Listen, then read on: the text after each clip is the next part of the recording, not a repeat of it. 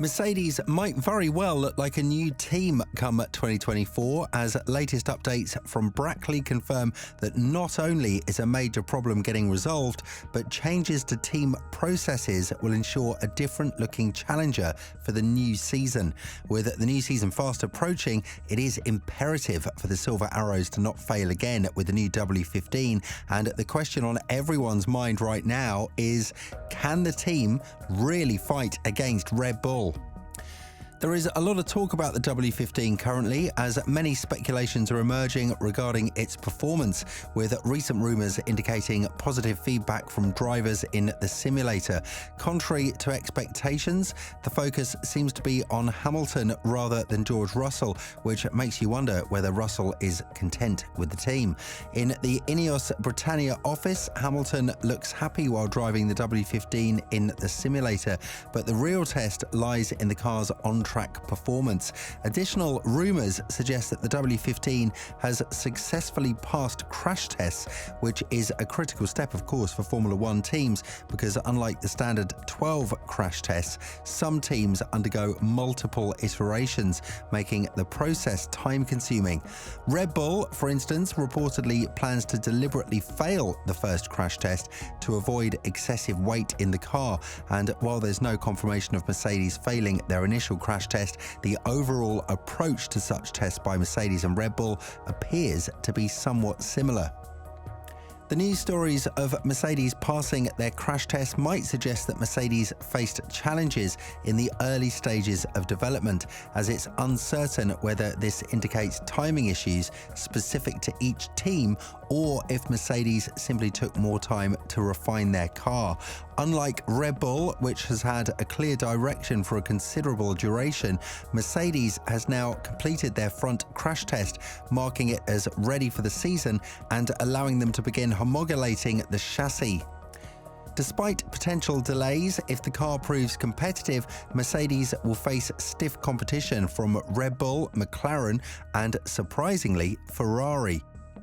Despite criticism for their strategic decisions, Ferrari demonstrated commendable pit stops this year, which did show their capabilities in that aspect. Now we know that Mercedes has struggled with slow pit stops, which is evident in their recorded times over the past few years, ranging from 3.2 to 3.4 seconds.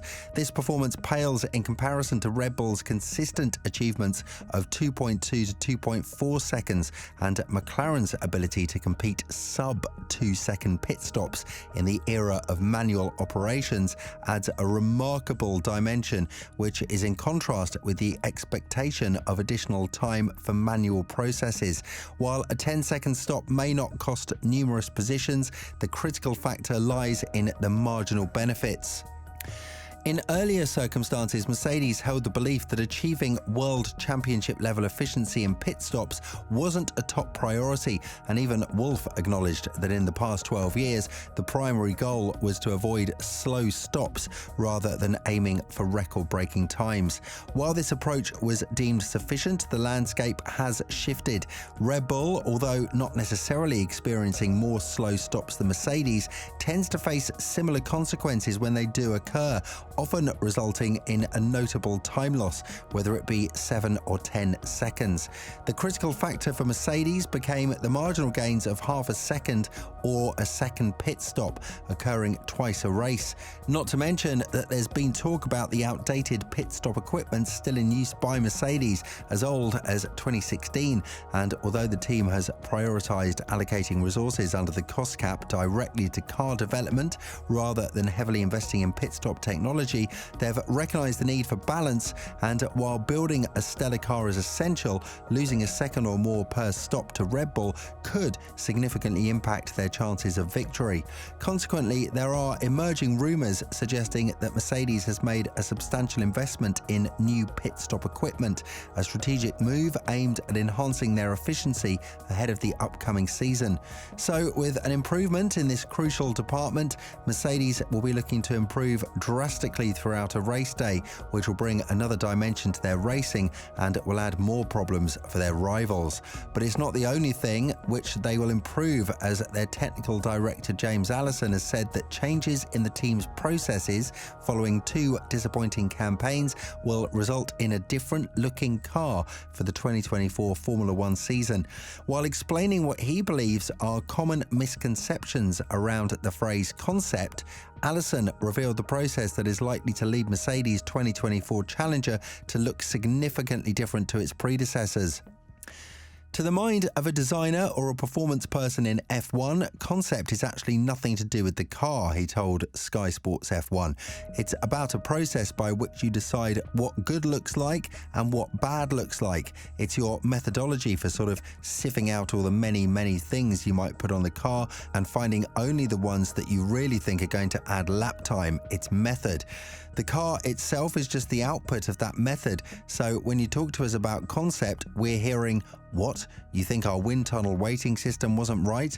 And we've changed that, or our way of meshing in CFD was wrong and we've changed the concept of that.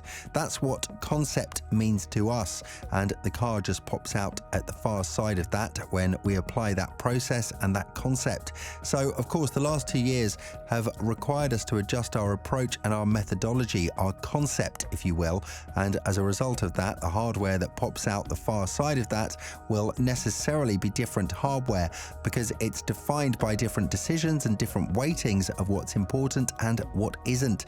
You get all excited by the end result, but actually our fate is made by the approach. As we know, Mercedes made efforts to change the design profile of their W14 car during the 2023 season. However, the constraints imposed by F1's cost caps limited the extent to which a team could make changes within a given campaign. The most noticeable visual adjustment was the departure from the distinctive zero sidepod appearance that had set the W13 apart from other cars when they were initially revealed in 2022. And in conjunction with this modification, James Allison underwent a mid-season role transition, shifting from Chief Technical Officer to resume his former position as Technical Director. This involved a position exchange with Mike Elliott, who subsequently left the team in October. These strategic adjustments were part of Mercedes' ongoing efforts to adapt and optimize their performance within the evolving landscape of Formula One regulations. Allison further talked about the fact that the significance of Mercedes' side pods has been overstated, acknowledging that while this feature symbolized the team's overall shortcomings, it does not singularly define their struggles. There was a difference in perspective, at least according to him, that the side pod design represents an entire conceptual approach. Mercedes pursued a specific direction for the entire car, from the nose to the tail, that ultimately proved non-competitive. And while the side pods were visually conspicuous, they were not the sole determining factor in Mercedes' performance challenges, because the team reached an understanding of the right direction very late in the season, faced a learning curve extending beyond this side pod design, but it's important to note that it was not the sole defining element sealing their fate. To be honest, the return of James Allison to Mercedes has infused the team with a sense of familiarity and reassurance, and that in turn created an atmosphere that feels like things are back to where they belong. While this may not immediately translate into a direct challenge against Red Bull, it does signify a crucial step for Mercedes to elevate their performance and distance themselves from internal struggles. The mention of James Allison's role being a key element highlights the pivotal nature of his position in steering the team in the right direction. I can't help but notice how this team is looking exciting for 2024. It's amazing how they managed to get P2 in the constructors' standing with a failed concept of a car, and how they are dissatisfied with finishing P2. Maybe Allison's statements are just a PR trick, and maybe it will turn out that Mercedes will have an average season ahead, but the work they put in is evident, and it will cause problems for their rivals Ferrari and McLaren. With a month to go until the launch of the W15, the vibe is indeed good in Brackley, and let's see if it translates that way onto the track once pre-season testing comes and the first race in Bahrain. What do you think? Will Mercedes bounce back this season? Let us know your thoughts in the comments below, and we'll see you in the next video.